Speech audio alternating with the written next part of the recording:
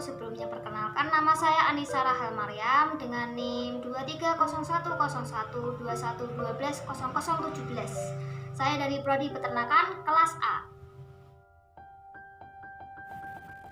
Assalamualaikum warahmatullahi wabarakatuh. Sebelumnya perkenalkan, nama saya Sofyan Asifa dari program studi peternakan kelas A. NIM-nya adalah 2300121120026.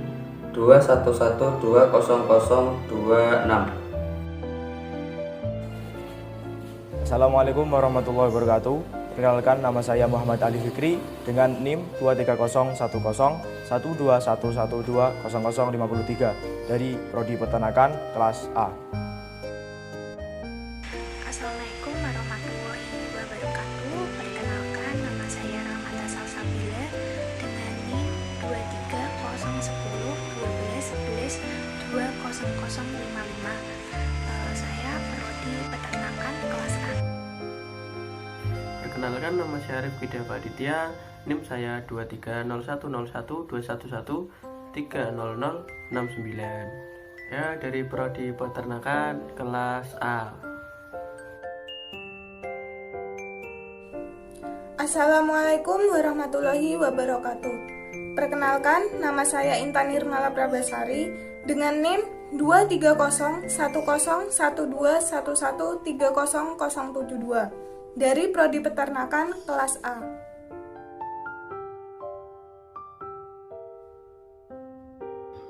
Uji Z.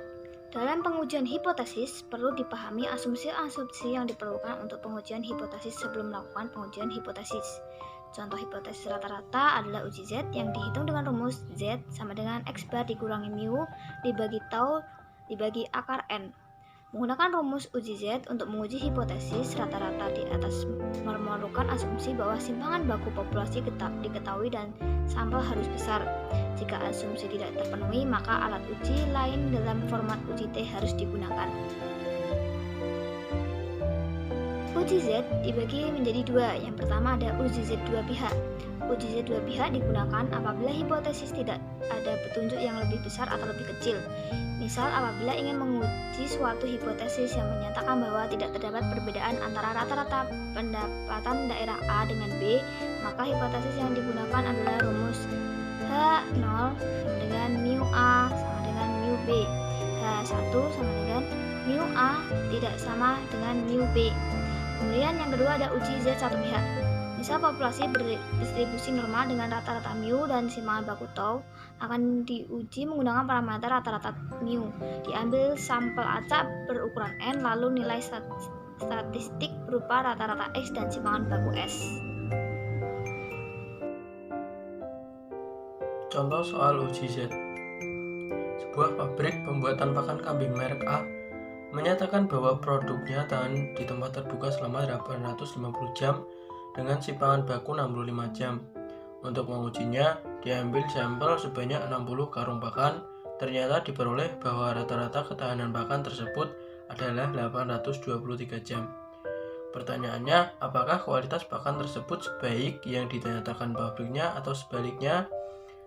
Taraf signifikannya sebesar 7%.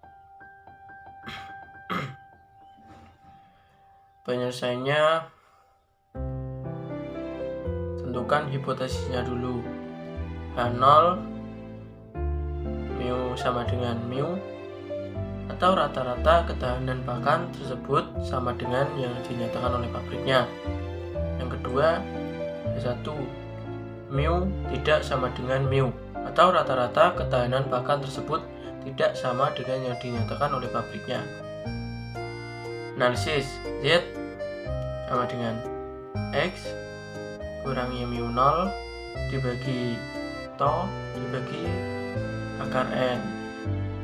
Hasilnya min 3,22. Kemudian Z tabelnya, Z A dibagi 2, Z 0,07 dibagi 2 yaitu Z 0,035. Hasilnya 1,812. Simpulannya, jadi rata-rata ketahanan pakan tersebut sama dengan yang dinyatakan oleh pabriknya. Oke, selanjutnya yaitu uji T-sample independen. Uji T sampel independen adalah metode yang digunakan untuk membandingkan kesamaan rata-rata dari dua populasi yang bersifat independen. Uji T sampel independen ini bertujuan membandingkan dua rata-rata yang berbeda. Kriteria data untuk uji T sampel independen yaitu data dua sampel bersifat independen dan data tersebut merupakan sampel acak dari distribusi normal. Kemudian rumus pengujian uji T sampel independen ini dibagi menjadi dua, yaitu yang pertama uji untuk varian sama dan uji untuk varian berbeda. Untuk rumusnya dapat dilihat dalam layar dan keterangannya yaitu N1 sama dengan jumlah sampel kelompok 1, N2 sama dengan jumlah sampel kelompok 2, S1 sama dengan simpangan deviasi sampel kelompok 1, S2 yaitu simpangan deviasi sampel kelompok 2, dan DF derajat kebebasan yaitu N total dikurangi banyaknya pengakuan, dan yang terakhir yaitu SP sama dengan varian populasi. Di sini saya akan melanjutkan pembahasan materi statistika, yaitu uji T sampel dependent. Uji T berpasangan atau yang biasa disebut uji T dependent adalah salah satu metode pengujian hipotesis di mana data yang digunakan tidak bebas atau berpasangan. Hipotesis dari kasus ini dapat ditulis H0 sama dengan mu1 min mu2 sama dengan 0, H1 sama dengan mu1 min mu2 tidak sama dengan 0. Rumus uji T berpasangan T hit sama dengan D per SD per akar N, di mana SD sama dengan akar dari varians. Varians sama dengan dalam kurung S kuadrat sama dengan 1 per N min 1, sigma N I sama dengan 1 dalam kurung XI min X bar kuadrat. Untuk menginterpretasikan uji tes terlebih dahulu harus ditentukan nilai signifikan alfa, degree of freedom sama dengan N min K, khusus untuk pilot sample t-test DF sama dengan N min 1. Kemudian bandingkan nilai T hit dengan T, TAB sama dengan A, N min 1. Apabila T hit lebih dari T, TAB berbeda secara signifikan dalam kurung H0 ditolak.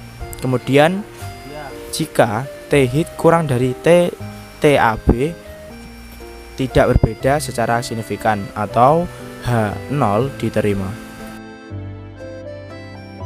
Selanjutnya adalah contoh soal tentang uji T. Di sini sudah terdapat soal yaitu jika diketahui nilai rata-rata ujian statistika adalah 67 dengan simpangan baku 14. Suatu metode pembelajaran baru dilakukan dengan harapan mampu meningkatkan kemampuan mahasiswa. Setelah diberikan tes kepada 13 mahasiswa, diperoleh rata-ratanya 71 dengan simpangan bakunya 11. Pertanyaannya, apakah Anda bisa mengatakan bahwa harapan untuk meningkatkan kemampuan mahasiswa terpenuhi? Untuk penyelesaiannya adalah sebagai berikut. Yang pertama, kita cari dulu diketahuinya, yaitu yang pertama ada mu sebesar 67, kemudian N atau jumlah datanya 13, kemudian X bar atau rata-ratanya ada 71, dan tau X atau standar deviasinya ada 11. Selanjutnya dilanjutkan dengan mencari hipotesanya, yaitu H0 mu kurang dari sama dengan 67 atau kemampuan statistika siswa tidak meningkat. Kemudian H1 mu lebih dari 67 atau kemampuan statistika siswa meningkat. Kemudian taraf signifikannya yaitu ada 5%. Contoh soal uji T, uji statistika yang digunakan T sama dengan X min mu per 2X akar N sama dengan 71 min 67 per 11 akar 13 sama dengan 4 per 11 dibagi 3,6 sama dengan 4 per 3,05 sama dengan 1,31. Daerah kritik, jika T dihitung lebih dari T tabel maka HO ditolak. DB sama dengan N min 1 sama dengan 13 min 1 sama dengan 12. T tabel dengan DB 12 dan tarif signifikan 5% diperoleh tabel sama dengan 1,782. Karena T dihitung sama dengan 1,13 lebih dari T tabel sama dengan 1,7. Kesimpulan, HO diterima artinya kemampuan statistika siswa tidak atau belum meningkat. Kesimpulan dari pembahasan singkat dan beberapa contoh yang telah dilakukan atau dijabarkan dapat disimpulkan bahwa yang pertama dapat memahami dan melakukan pengujian hipotesis uji Z, dan yang kedua dapat memahami dan melakukan pengujian hipotesis uji T.